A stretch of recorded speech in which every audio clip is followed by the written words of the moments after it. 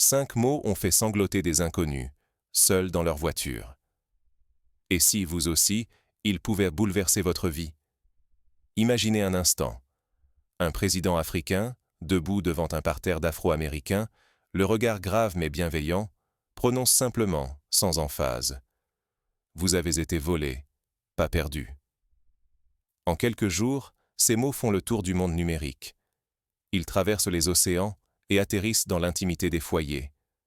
Des centaines d'adultes écrivent sur les réseaux sociaux qu'ils ont pleuré comme jamais. Une femme de 43 ans s'effondre en larmes sur un parking de supermarché. Un jeune homme, submergé par l'émotion, coupe le contact sur l'autoroute, incapable de continuer à conduire. Une grand-mère de 67 ans écoute ces mots presque 50 fois dans la même nuit, les laissant tourner en boucle, comme pour s'assurer qu'ils existent réellement. Jamais, en plus de 4 siècles, ni président américain ni leader noir n'avaient eu cet effet. Des décennies de discours, de promesses, de commémorations, d'appels à la réconciliation. Mais c'est la voix d'Ibrahim Traoré, président du Burkina Faso, qui fissure soudain la carapace de l'Amérique noire. Comment expliquer une telle onde de choc? Pourquoi ces 5 mots, simples, brisent-ils soudain un silence vieux de centaines d'années? Pourquoi des personnes qui ont entendu 1000 discours, qui ont vu passer tous les présidents, tous les pasteurs, toutes les figures du mouvement pour les droits civiques, se mettent-elles à pleurer, seules dans leur voiture ou leur salon? Parce que ces 5 mots ne disent pas « vous avez souffert ». Ils renversent l'histoire. Ils balayent l'idée insidieuse d'un peuple perdu, condamné à errer sans racines, sans repères, sans certitude. Ils affirment « on vous a arraché quelque chose. Ce manque n'est pas votre faute ». Ce basculement, subtil mais radical, est un séisme intérieur.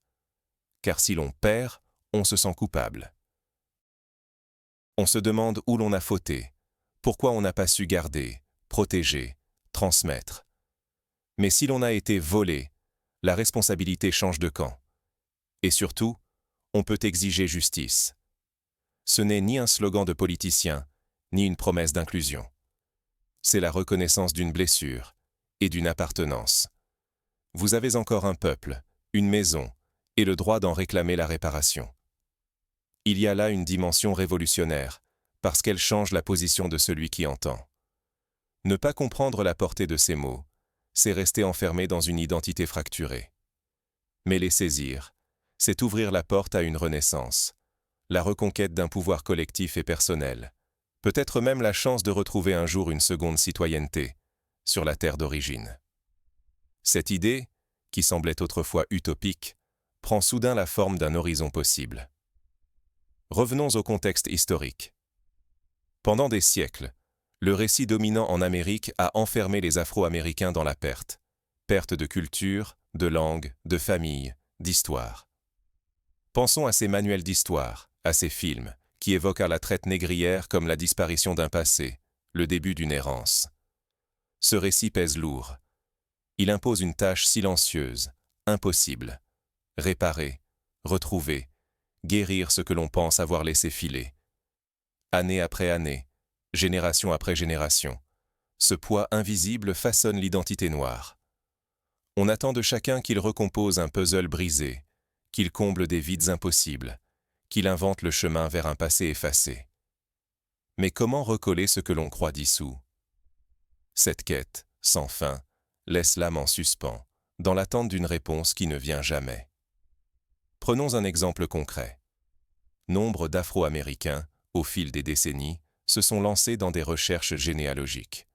Ils ont payé des tests ADN, consulté des archives, fouillé les actes de propriété, les listes d'esclaves. Beaucoup finissent par buter sur un mur, le nom d'un ancêtre, perdu dans les méandres de l'histoire, effacé par la violence de la traite. Ce sentiment d'incomplétude nourrit la douleur. Il fait naître l'idée que quelque chose a disparu à jamais. C'est alors qu'une voie nouvelle surgit. Non pas celle d'un vendeur, ni d'un guide touristique, mais celle d'un président africain, s'adressant non comme à des étrangers, mais comme à des enfants de la famille dispersée. Vous avez été volés, pas perdus. Soudain, tout vacille. Le regard bascule, la responsabilité change de camp. ce n'est plus à vous, seul, de tout réparer. Ce n'est pas votre faute, ni votre fardeau. Du côté africain, jamais la perte totale n'a fait loi. Les liens, même distants, subsistent. Pour beaucoup sur le continent, la parenté reste une évidence. L'absence blesse, mais n'anéantit pas. L'appartenance n'a jamais été effacée. Des peuples entiers, du Ghana au Bénin, du Sénégal au Nigeria, ont gardé vivaces les récits de la dispersion. Des cérémonies de retour, comme celles organisées au Ghana lors de l'année du retour, en 2019, témoignent de cette mémoire partagée. Les premiers témoignages, à la suite du discours d'Ibrahim Traoré, sont bouleversants. Une femme de 43 ans, sur un parking, pleure. Elle comprend qu'elle n'a jamais été perdue, mais arrachée. Un homme partage sa colère, mais aussi sa libération. Rien n'a été égaré, tout a été volé. Ce changement de perspective rallume l'espoir, restaure la dignité, entr'ouvre la porte du retour. Rester captif du récit de la perte, c'est condamner des millions de personnes à chercher sans jamais retrouver. C'est porter un poids qui n'est pas le leur, endosser une honte injuste, douter de la légitimité de leur identité. C'est, pour reprendre une image, tenter de remplir une jarre percée, où tout effort semble voué à l'échec. Alors, que révèle ce basculement? Que se passe-t-il, au plus intime, quand on découvre qu'on n'a jamais été perdu? On touche là à la racine du sentiment d'exil. Pendant longtemps, la sensation d'être perdu, d'être coupé, était vécue comme une forme de malédiction silencieuse. Mais ce nouveau récit, celui du vol, dit « Ce qui manque n'est pas le résultat d'un oubli, ou d'une incompétence, ou d'une faute intime. Ce manque est le fruit d'une violence extérieure, d'une responsabilité qui n'appartient pas à la victime. » Pour illustrer ce bouleversement, pensons à d'autres contextes historiques. Après la Seconde Guerre mondiale, des familles juives dispersées ont redécouvert, parfois des décennies plus tard, leur appartenance, leur histoire, leurs racines. La reconnaissance des spoliations, des vols, a permis de réclamer justice, de demander la restitution de biens et aussi de reconstruire un sentiment d'appartenance. Ce processus, lent mais vital, a fait partie intégrante de la guérison collective. Bientôt, ce nouveau récit va traverser l'océan et bouleverser des vies entières. Mais l'acceptation de cette vérité n'est ni simple ni immédiate. Elle déclenche des remous, des doutes et un désir dangereux de réparation. Elle oblige à poser des questions difficiles. Qui doit réparer? Qu'est-ce qui peut être rendu? Peut-on vraiment retrouver ce qui a été volé, même symboliquement? Quand on te vole, la honte ne t'appartient pas. Toute la question de l'identité bascule si la faute change de camp.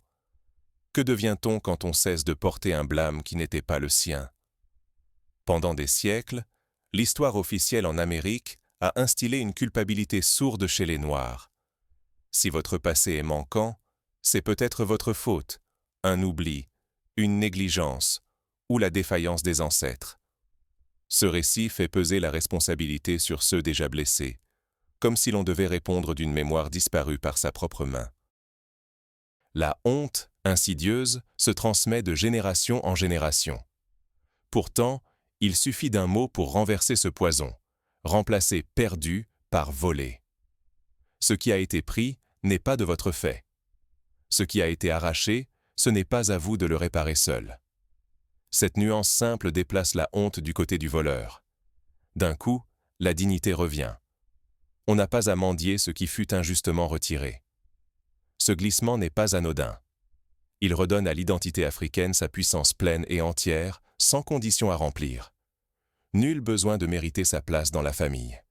Il n'est plus question de prouver qu'on serait assez africain pour revenir.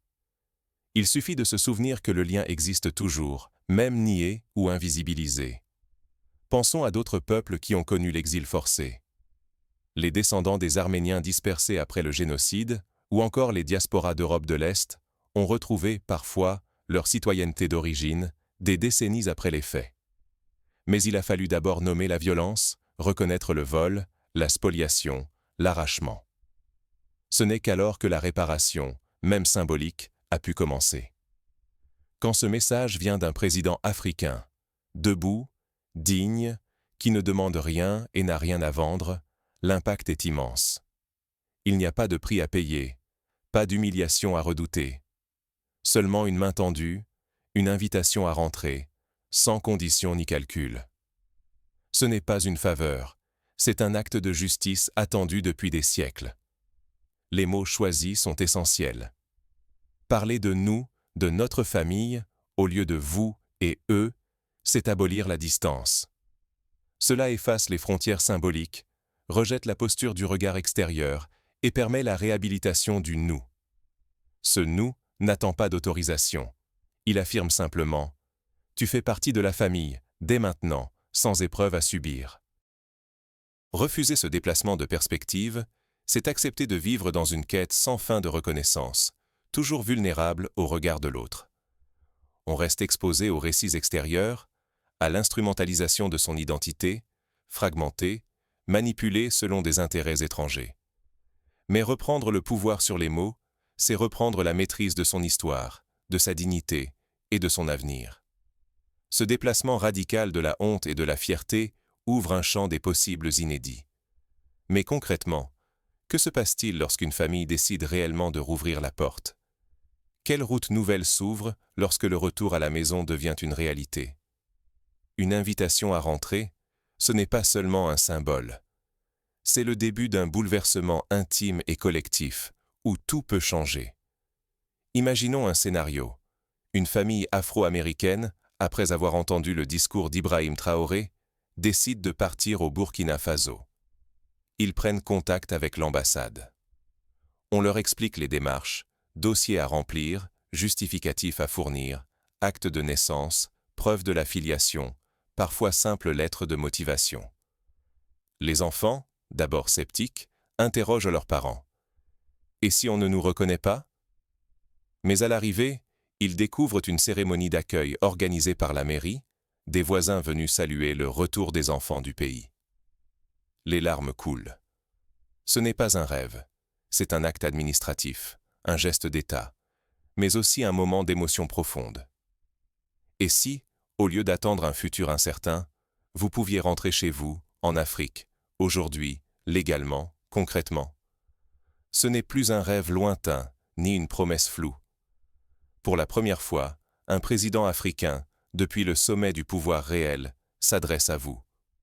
Pas comme un nostalgique, mais comme celui qui détient la clé, ici et maintenant. Depuis son bureau officiel, il ne se contente pas de paroles. Il met en place des lois, des procédures concrètes pour permettre la double citoyenneté et un retour légal sur la terre de vos ancêtres. Ce n'est pas une invitation vague, c'est une offre officielle, portée par la force d'un État africain. On pourrait penser que cela n'a rien d'exceptionnel, mais l'histoire montre que de telles démarches sont rares. Pendant longtemps, seuls quelques pays, Israël avec la loi du retour, l'Italie ou l'Irlande pour les descendants d'émigrés, ont offert ce genre de réintégration. En Afrique, c'est une nouveauté. Des milliers parmi vous ont senti cet appel résonner au plus profond d'eux-mêmes. Pourtant, très peu ont franchi le pas. Pourquoi? Parce qu'on nous a appris à croire que ces opportunités étaient hors d'atteinte, réservées à d'autres. Parce que le doute et la distance sont devenus des habitudes ancrées. Pourtant, aujourd'hui, cette voix venue d'Afrique ne flatte pas, ne vend pas de rêve. Elle redonne le choix, le droit d'agir à ceux qui pensaient devoir rester spectateurs de leur propre histoire. Elle affirme que l'exclusion n'est plus une fatalité, que la citoyenneté africaine peut devenir votre réalité, si vous le décidez. Il ne s'agit plus seulement de sentiments, mais d'action. Laissez filer cette chance, ce serait accepter la nostalgie, laisser le passé gouverner votre avenir. Prendre ce moment en main, c'est transformer le manque en appartenance, l'émotion en action. C'est passer du rêve à la réalité, du commentaire à l'engagement. La porte s'ouvre, officiellement, devant vous. Mais il faudra du courage pour franchir ce seuil et faire de cette proposition une réalité, pour vous et pour tous ceux qui viendront après vous. Alors, comment transformer ce choc intérieur en acte concret, vers la réconciliation et un changement durable? Quelles démarches, quelles étapes faut-il oser pour faire passer ce rêve dans le réel? Et qui serez-vous une fois la frontière franchie? Commençons par les étapes concrètes. Premièrement, il faut s'informer, prendre contact avec les ambassades, consulter les sites officiels. Deuxièmement, préparer un dossier, acte de naissance, document attestant de l'ascendance africaine, lettre de motivation. Troisièmement, envisager un voyage de reconnaissance, pour visiter la terre d'origine, rencontrer les autorités, sentir si le retour est possible. Enfin, déposer une demande officielle, attendre la réponse, puis organiser le déménagement si le projet aboutit. Certains pays africains, comme le Ghana, le Sénégal ou le Burkina Faso, ont déjà accueilli des centaines de personnes issues de la diaspora. Les témoignages abondent. Une femme de 52 ans, originaire du Mississippi, raconte son émotion lors de la remise officielle du passeport ghanéen. Un homme de 39 ans, auparavant ingénieur à Atlanta, explique comment il a créé une entreprise sociale au Burkina Faso, avec l'aide du gouvernement local. Des milliers ont été bouleversés, mais seule une poignée a franchi le pas. Pourquoi tant d'émotions, si peu d'action? Qu'est-ce qui manque pour que l'étincelle devienne incendie? C'est une loi humaine. L'émotion secoue, mais sans suite concrète, elle s'efface. Elle devient souvenir, puis routine, puis oubli. À quoi bon être touché jusqu'au fond de l'âme si, dès le lendemain, tout recommence comme avant? Les mots « vous avez été volé, pas perdu » vont-ils rester une simple cicatrice ou provoquer un vrai basculement?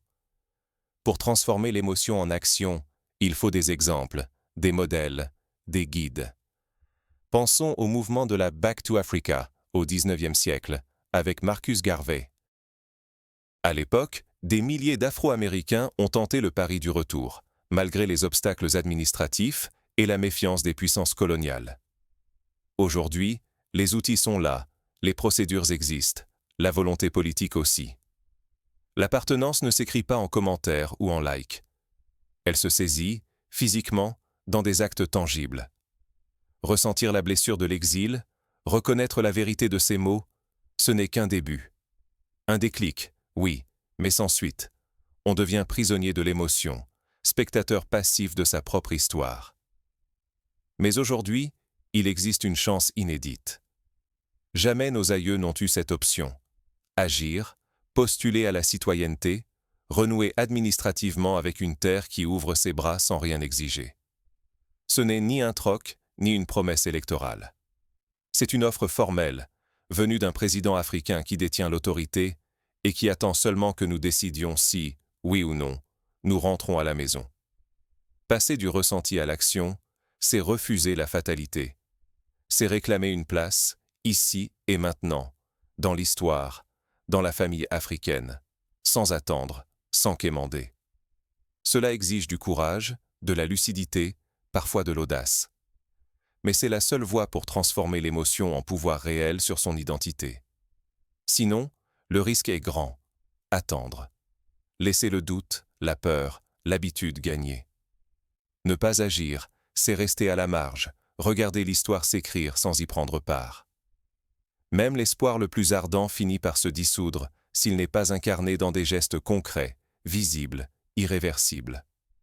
Un choix s'impose. Saisir cette invitation sans réserve. Prendre sa place, la réclamer, la vivre. L'histoire ne patiente pas, et chaque génération rencontre son moment de vérité. Mais comment franchir ce seuil, quand tout semble nous retenir? Voilà ce qui sépare ceux qui osent de ceux qui restent spectateurs. Les mots, même les plus justes, ne suffisent pas à transformer une existence. Seuls les actes ouvrent des chemins nouveaux. Que ferez-vous de cette main tendue? Le cercle est refermé. Un appel résonne depuis l'autre rive. Vous avez été volé, pas perdu. 5 mots, 1000 fois plus puissants que toutes les commémorations, car ils percent la brume de la résignation. Ils rappellent une vérité longtemps enfouie. Ce qui a été pris peut être retrouvé, si l'on ose le réclamer. Mais la porte du retour ne s'ouvre pas toute seule. Aucun gouvernement, aucun chef d'État ne pourra franchir ce seuil pour vous. Il n'existe ni décret, ni cérémonie, ni panneau pour indiquer le chemin de la maison retrouvée. Le voyage vers une identité pleine, vers une histoire réappropriée, commence toujours par un choix personnel, irrévocable. Refuser d'agir, c'est laisser s'éteindre l'espoir de générations entières. C'est accepter que la fracture demeure, que la double identité reste une blessure, qu'une renaissance commune soit repoussée à jamais. C'est passer à côté de l'occasion de se réinventer, de proclamer enfin « Je sais qui je suis, et nul ne me le prendra ». Avancer, c'est accepter le risque. Risquer le regard des autres, affronter ses propres incertitudes, bousculer l'histoire apprise. C'est rompre avec le manque pour embrasser la promesse du possible. C'est saisir, en soi, non seulement une identité retrouvée, mais aussi le pouvoir de l'assumer, de la partager, de la transmettre. Voilà la véritable invitation. Que choisirez-vous? Rester sur le seuil ou franchir la porte? Les mots d'un président peuvent bouleverser une vie, mais ce sont vos gestes qui la transforment. Le choix, immense et intime, appartient à chacun.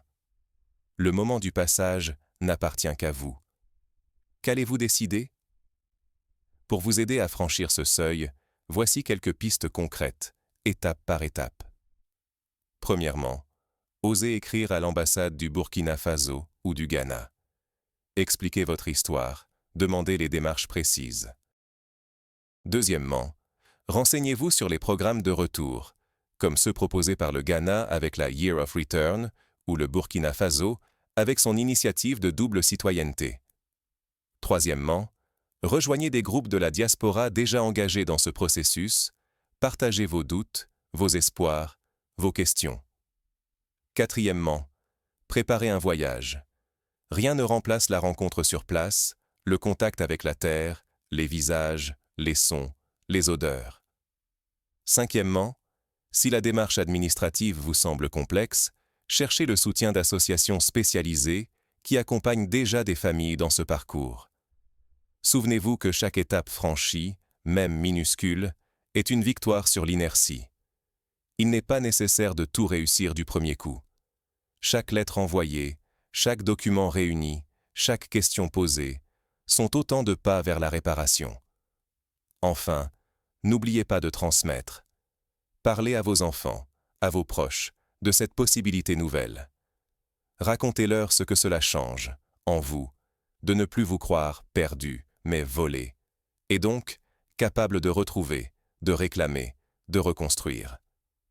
Faites de votre histoire un exemple, un modèle, une source d'inspiration pour ceux qui hésitent encore.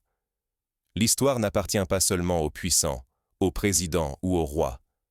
Elle appartient à ceux qui osent la reprendre en main, à ceux qui transforment le manque en force, la nostalgie en projet, la blessure en renaissance. Que votre décision, aujourd'hui, éclaire le chemin de demain. Voici la fin de la question. La porte est ouverte, la main est tendue. Que ferez-vous de ces 5 mots?